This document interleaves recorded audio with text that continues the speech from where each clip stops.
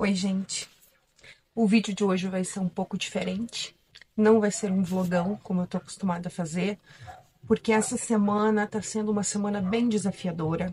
A Sofia tá com H1N1, nós estamos de molho e por isso eu acabei não conseguindo gravar o vlog. Mas o tema que eu estou trazendo neste vídeo, na verdade, ele já está definido e decidido há um bom tempo. Na verdade, desde que eu concluí a leitura deste livro, o livro A Vida Intelectual do Serge Langes, que é um excelente livro e que eu recomendo fortemente a leitura, e que eu tenho certeza absoluta que não importa quantos livros eu ainda venha a ler durante toda a minha vida, ele sempre vai estar figurando entre os melhores livros da minha vida. Este livro, ele é dito por muitas pessoas como um manual, um guia da vida de estudos, da vida intelectual. E de fato ele é. Ele é exatamente isso. Mas no meu ponto de vista, ele vai muito além disso. Porque esse livro ele traz reflexões filosóficas tão profundas e que são completamente aplicáveis em todas as outras áreas da nossa vida. E justamente por isso que eu acredito que essa ideia central que tem nele, ela pode nos guiar como uma bússola em todas as áreas da nossa vida para que a gente venha a ter, inclusive, mais qualidade nos nossos relacionamentos. Bom, mas antes de falar sobre o tema principal desse vídeo, eu quero te fazer uma pergunta. Você se acha uma pessoa inteligente e madura? Você considera que você é uma pessoa de atitudes maduras e inteligentes nos seus relacionamentos? Para responder essa pergunta, primeiro a gente precisa entender qual é a diferença entre inteligência e maturidade. A inteligência é a capacidade que nós temos de aprender, de compreender com as situações, com os nossos erros e de resolver os problemas. Enquanto que a maturidade, ela é a capacidade que nós temos de lidar com as nossas emoções, sendo capazes de tomar decisões mais equilibradas para a nossa vida e para os nossos relacionamentos. Essa resposta já descarta completamente a ideia equivocada de que inteligência está relacionada única e exclusivamente com o acúmulo de conhecimento. Não, definitivamente não. Inteligência não é só acúmulo de conhecimento, mas sim aquilo que a gente já falou aqui. Bom, e falando da premissa que norteia esse livro, e que para mim foi sensacional e sim, é aplicável em todas as áreas da nossa vida e principalmente para a qualidade dos nossos relacionamentos, Serge Langes diz o seguinte a respeito do intelectual. Ele diz que o intelectual, ele busca acima de todas as coisas a verdade. E aí aqui eu faço um parênteses para dizer o seguinte: a ciência trabalha arduamente em busca da verdade. A própria Bíblia nos fala: conhecereis a verdade e a verdade vos libertará. Então me parece que seria muito inteligente se tudo que nós fizéssemos e buscássemos fosse, acima de tudo, a verdade. Mas não é o que acontece na prática. Na verdade, o que nós observamos, olhando atentamente para os nossos próprios relacionamentos e para os relacionamentos que a gente vê ao nosso redor, é muitas vezes uma disputa de egos. Pessoas tentando proteger seus egos e provar que tem razão, o que é lamentável e o que muitas vezes acaba destruindo os relacionamentos e causando muitos problemas emocionais, muitos conflitos totalmente desnecessários nas nossas vidas. O problema é que a verdade ela incomoda. Muitas vezes, tomar conhecimento da verdade nos causa desconforto. E nós evitamos o desconforto. O nosso cérebro evita tudo que causa, que gera esse incômodo. É difícil lidar com isso. Mas, de fato, a verdade é libertadora. E nós evitaríamos muitos problemas se o nosso objetivo último fosse sempre encontrar a verdade, ainda que para isso precisássemos quebrar nosso próprio ego. O Serge Langes fala sobre essa busca da verdade aqui nesse livro em diversos momentos e de várias formas. Mas eu vou ler só um trechinho para você compreender o que eu estou querendo te explicar. Preste atenção. Ninguém, por mais sábio que seja, deve rejeitar a doutrina de outro. por pequeno que este seja. É superior, em certo momento, aquele que estiver mais perto da verdade, recebendo dela sua luz. Veja bem, aqui, o que ele está dizendo aqui é que a pessoa que está mais próxima da verdade, naquele momento ela é superior. Mas isso não significa que você é uma pessoa inferior. Muito pelo contrário. O que ele está dizendo aqui é que em um determinado momento se torna superior àquele que está mais próximo da verdade. Mas isso não é um estado de permanência.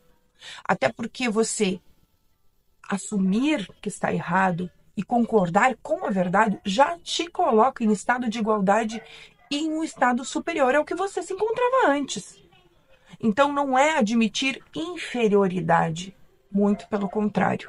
Eu demorei um bom tempo para conseguir gravar sobre esse tema e sabe, no final das contas foi muito bom.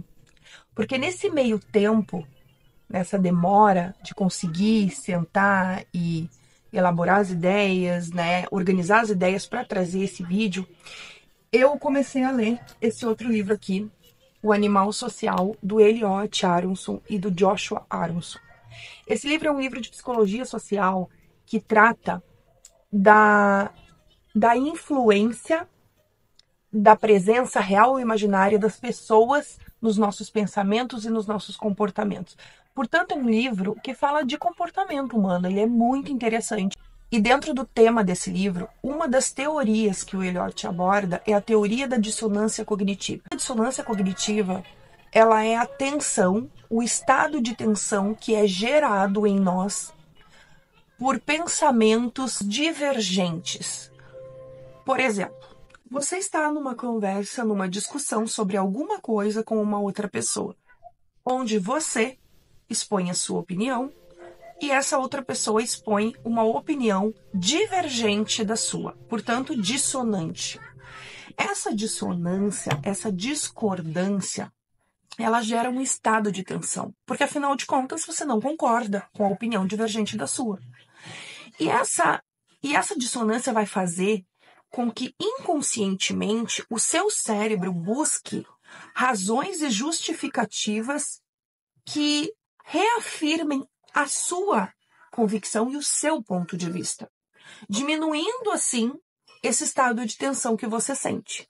A dissonância cognitiva, segundo Eliot, é algo a que todos nós somos expostos e vivemos. Inclusive, ela serve até para nos ajudar a lidar com as situações divergentes e diversas da nossa vida. O problema é que, não tendo consciência dessa forma de racionalizar as coisas, nós temos uma inclinação natural para sempre buscar ter razão e não buscar a verdade das coisas. Aí talvez você diga o seguinte, tá, Vanessa, mas se isso é natural, faz parte do ser humano, o que tem de errado nisso? É simples. Nós somos seres humanos capazes de pensar. E é isso que nos difere dos animais e das máquinas, inclusive. Então, nós podemos pensar antes de agir. Tanto podemos como devemos. Nós não temos que agir de forma instintiva com os nossos impulsos mais primitivos. Nós podemos sim ter consciência dos nossos atos e devemos, para que a gente possa fazer as melhores escolhas e tomar decisões mais acertadas para a nossa vida. Isso resulta em uma vida mais equilibrada, relacionamentos mais saudáveis, enfim.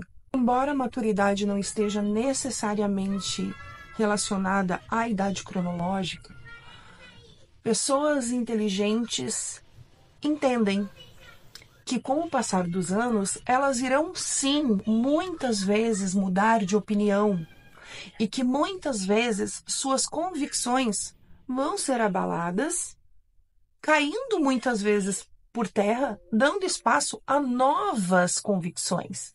E que bom que isso pode acontecer. Isso é sinal de que nós estamos crescendo, que nós estamos evoluindo, aprendendo e nos tornando pessoas mais inteligentes e mais maduras. Agora eu vou ler um trechinho do livro O Animal Social e você vai entender por que eu disse que foi bom, no final das contas, eu ter demorado um pouquinho para conseguir fazer essa gravação e para que isso acontecesse justo no momento em que eu estou lendo este livro, porque ele acabou contribuindo para essa nossa reflexão. Preste atenção. Por que é tão difícil pedir desculpas quando cometemos um grande erro ou magoamos um amigo e fazê-lo com sinceridade? A teoria da dissonância proporciona a resposta, porque, na verdade, não estamos sendo sinceros. Só dando um passo para trás, percebendo como temos propensão a racionalizar e a nos justificar, é que podemos conseguir pedir desculpas com sinceridade, mantendo relacionamentos saudáveis graças a isso. O que isso quer dizer? Quando nós temos consciência dessa nossa capacidade de auto-justificar os nossos comportamentos, só dessa forma nós conseguiremos ser sinceros naquilo que estamos falando, inclusive num pedido de desculpas. Quando fazemos da boca para fora, isso não gera mudança de comportamento. Tampouco faz com que nós acreditemos naquilo que nós mesmos estamos falando. Se os indivíduos concentram seu tempo e esforços na proteção de seu ego, nunca vão crescer. Para crescer, temos de aprender com nossos erros. Mas, se temos a firme intenção de reduzir a dissonância, não vamos admitir nossos erros. Em vez disso, vamos varrê-los para debaixo do tapete, ou pior ainda, transformá-los em virtudes. O que isso significa? Nós vamos continuar buscando razões que reforcem aquilo que nós acreditamos. E transformar isso em virtude é, inclusive, aquela atitude de bater no peito e dizer: eu sou assim e eu não mudo. Entendeu? Idealmente, quando cometo um erro, devo olhar o que fiz de maneira não defensiva. Até mesmo dizendo para mim mesmo: certo, errei. O que posso aprender com essa experiência para não ter de passar por essa mesma situação novamente?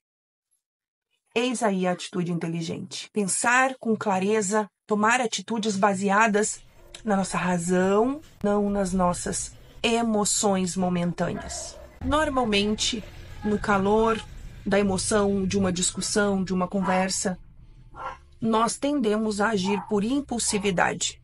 E quando a gente age assim, a gente fala coisas das quais nós podemos nos arrepender para o resto das nossas vidas. Então, é muito mais inteligente que a gente dê um passo para trás, respire fundo e que a gente se permita pensar antes de tomar qualquer atitude ou falar qualquer coisa. Se preciso for, não fale naquele momento. Nem sempre a gente precisa se posicionar naquele momento. Você pode, inclusive, dizer: eu não tenho uma opinião formada sobre isso, ou eu gostaria de pensar melhor a respeito disso, ou ainda, me dá um tempo para pensar sobre isso e depois nós conversamos melhor. Quando a gente se acalma e consegue pensar mais claramente, com calma e não movido pela emoção, a gente tende a raciocinar melhor e, portanto, tomar decisões e ter atitudes mais equilibradas e mais saudáveis. Eu sou uma pessoa de personalidade muito forte. E durante muitos anos da minha vida, eu tive muitos problemas e muitos conflitos nos meus relacionamentos pessoais por causa disso. Até o dia em que eu parei, olhei para dentro de mim e fiz uma análise muito honesta, onde eu me questionei: poxa, todo mundo diz que eu sou uma pessoa difícil de lidar, que eu sou mandona, que eu sou autoritária. Será que todo mundo tá errado e só eu tô certa?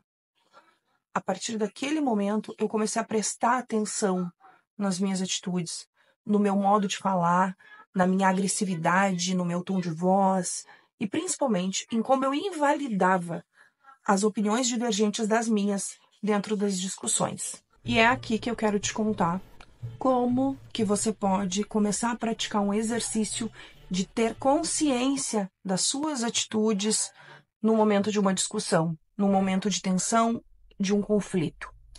A primeira coisa que a gente precisa lembrar é que a gente precisa partir daquela ideia, lá do início que eu falei, dos Sertilanges, de que a gente está sempre em busca da verdade. Nós, independente de qual seja a situação, se nós nos consideramos pessoas inteligentes, ou ao menos se queremos nos tornar pessoas inteligentes, sensatas e maduras, a gente deve ter este objetivo como principal. Isso significa que, em uma discussão, seja ela sobre o que quer que seja, o que me interessa única e exclusivamente é a verdade. E isso significa dizer que não importa se a verdade está comigo ou se a verdade vem da outra parte que está nessa discussão comigo.